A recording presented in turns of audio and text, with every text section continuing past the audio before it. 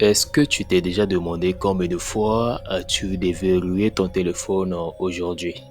10 fois, 15 fois, 30 fois, 50, 100, 200?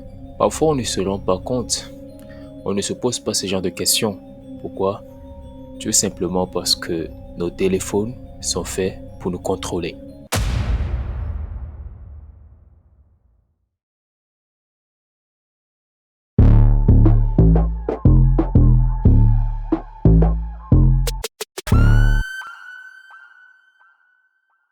Certaines études ont démontré qu'un adulte passe en moyenne 4 heures par jour sur son téléphone. Et résultat, on a remarqué que la plupart des gens qui ont cette habitude, au fait, ont des symptômes un peu qu'on remarque, l'anxiété quand le téléphone n'est pas dans sa main. Vous allez remarquer parfois des gens qui ne sont pas à l'aise juste parce qu'ils ne trouvent pas leur téléphone ou qui paniquent parce qu'ils ne retrouvent pas leur téléphone. Il y a souvent la perte de concentration et l'envie de scroller. Vous avez déjà fait l'expérience de vous asseoir avec, que ce soit une femme ou un homme, et qui a son téléphone, dès qu'elle déverrouille le téléphone, on dirait que le cerveau est automatiquement programmé pour scroller. Et perso, dans un documentaire, quelqu'un disait que tu ouvres ton Facebook ou ton WhatsApp ou même Instagram et après, tu te retrouves toujours là-bas. 2 minutes, hein, tu es allé pour chercher un truc qui devait normalement être fait en 2 minutes. Mais après 2 heures ou 3 heures de temps, tu te retrouvais toujours là-bas. Ne vois pas le temps passer. Pendant ce temps, tu pouvais faire autre chose. Ou alors, tu avais prévu faire autre chose. Mais des gens même se voient passer toute la journée juste parce qu'ils ont été en contact avec Facebook dès le matin. Après, quand tu reviens à toi, où il y a quelque chose qui se passe et que tu reviens à toi, tu te rends compte que waouh, au fait, j'avais prévu faire ceci ou j'avais juste prévu rentrer dans l'application pour ceci. Alors, qu'est-ce qui se passe en ce moment? Tu as l'impression en fait que tu es dans un... Tu te sens bien en fait. Mais en vrai, quand tu reviens à toi, tu te sens mal.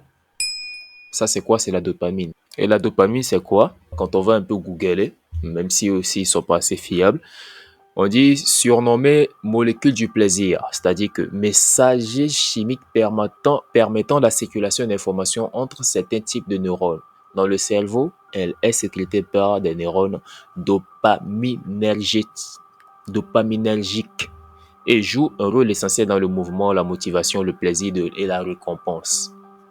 Parfois, vous êtes là, vous pensez être sur la bonne voie, vous pensez en, sans effort avoir atteint un certain niveau de plaisir, vous vous sentez chose, mais après quand la réalité vous rattrape, c'est la cata.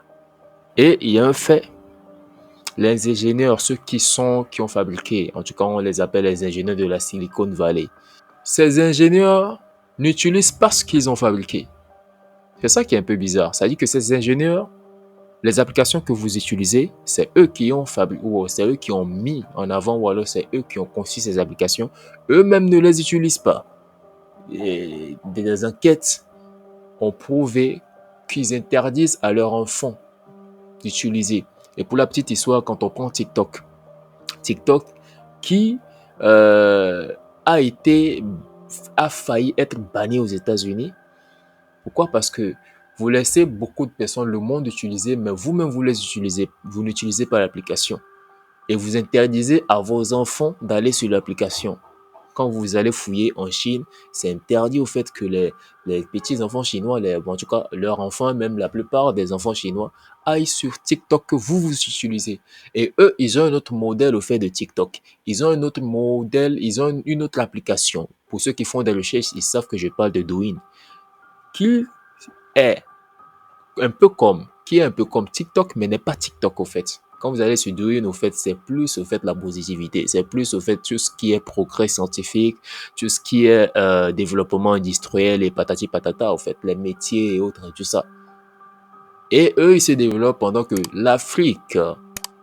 nous, en Afrique, nous avons en fait cet outil TikTok qui fait la promotion de la dépravation, qui fait la promotion de la nudité, qui fait la promotion des...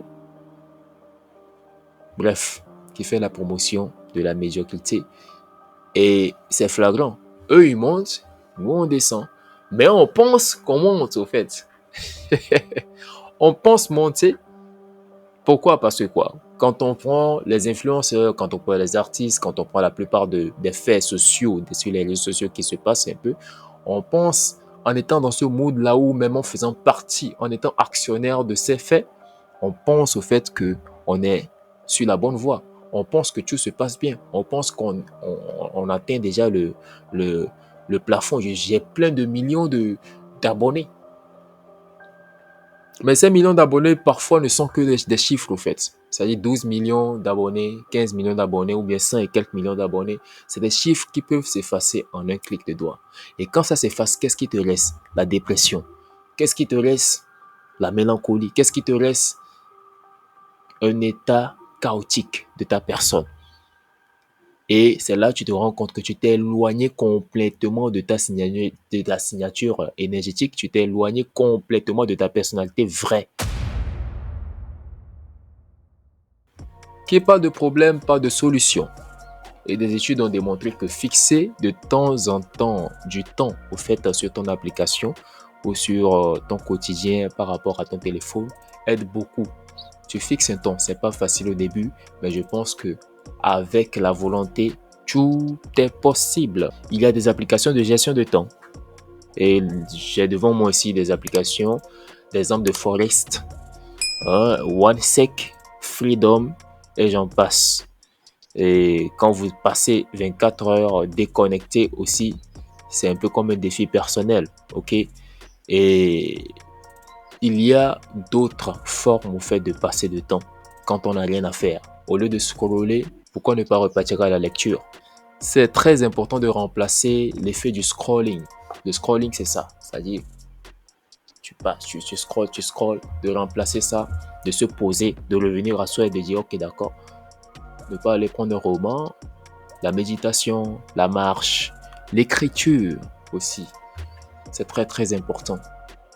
Au début, c'est difficile. Tu vas commencer, mais après, tu te retrouves attaché au portable. Mais, à ce qui paraît, ces solutions sont très efficaces de souvent répéter. Il suffit d'avoir en tête que j'ai un truc à faire pour me détacher du téléphone. Et pour finir, il y a un truc que vous pouvez remarquer. La plupart des soirées qu'on passe, on nous invite dans les soirées ou alors on passe des soirées avec les potes et tout. La plupart du temps, quand on rentre dans ces soirées à l'heure actuelle, sur le téléphone, on est venu pour une soirée pour danser. On est venu à une soirée pour danser, pour s'enjailler, pour causer, pour se faire des connaissances, pour papoter. Voilà.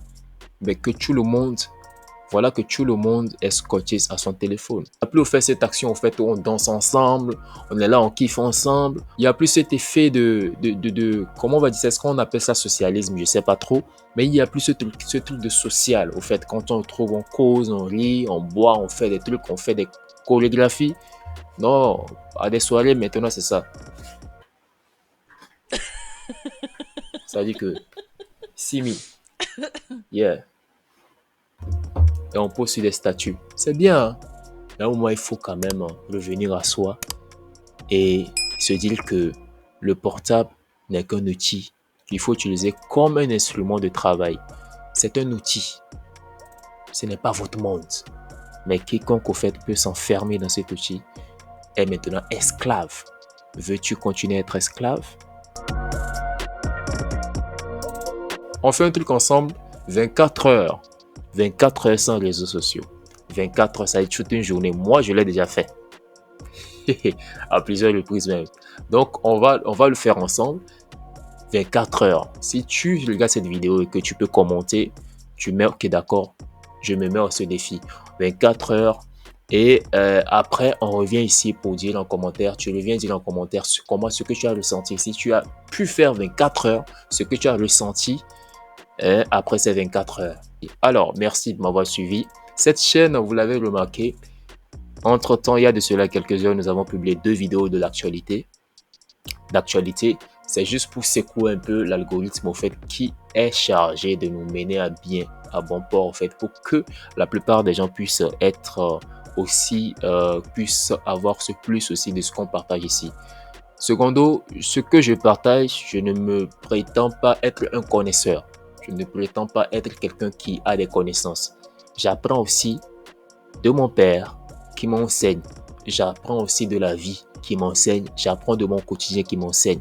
Et après, j'analyse et je viens partager avec vous. Donc, ce n'est en aucun cas quelque chose que vous devez prendre comme celui-ci, il a dit telle vérité. Mais vous écoutez, allez faire vos recherches, allez développer vous-même vos propres analyses et partagez avec vos proches. On est tout jeune, on a créé la chaîne, ça fait pas longtemps.